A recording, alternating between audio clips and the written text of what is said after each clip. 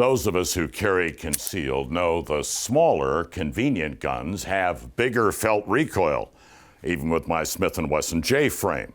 But the small guns are easier to control when you grip your gun correctly.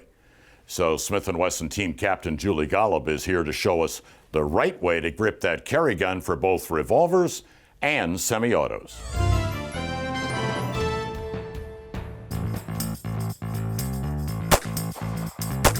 The smaller and lighter the gun, the more it's going to recoil. Those are the laws of physics when it comes to shooting firearms designed for concealed carry, and it's why the fundamental shooting skill of proper grip is so important. So many shooters think that they have the proper grip down and move on to fundamentals like trigger control and sight alignment, but it's always a good idea to go back and evaluate your grip to make sure that you're doing it properly or make little modifications to help you shoot better. Let's start with revolvers.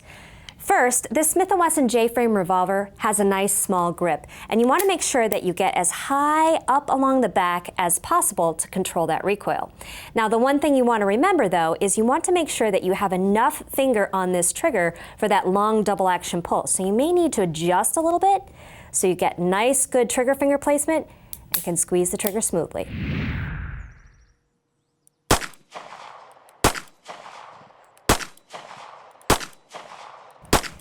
As I'm shooting, notice how high my strong hand is on the back of the gun. Keeping it nice and high allows me the leverage to control the recoil better.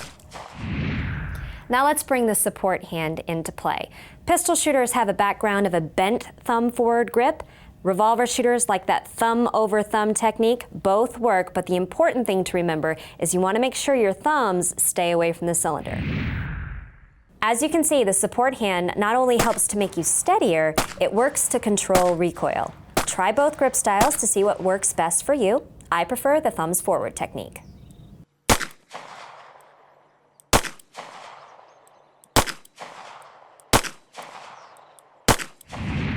Okay, that was the revolver grip. Now let's move on to pistols.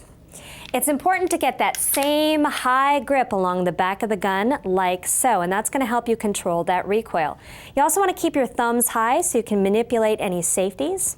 And then you're going to bring your support hand into play. This is where you want to bend your wrist forward a little bit, give it a little bit of a cant, so that you can add that extra bend to help you control recoil. You're going to bring your support hand into play, and notice there's no space between my dominant hand and my non-dominant hand. And then again, I'm keeping those thumbs nice and forward.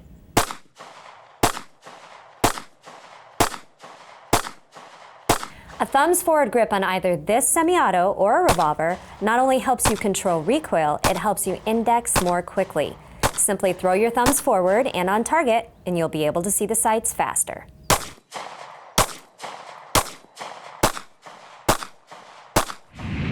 Here's my last tip for the support hand grip. Instead of squeezing the grip with your support hand, think about pinching your fingers into the palm of your hand. And that's going to make a vise on the front of the grip and allow you to control that muzzle rise. Don't overlook the importance of having a proper grip. Take the time to reevaluate your grip so that you can shoot your best.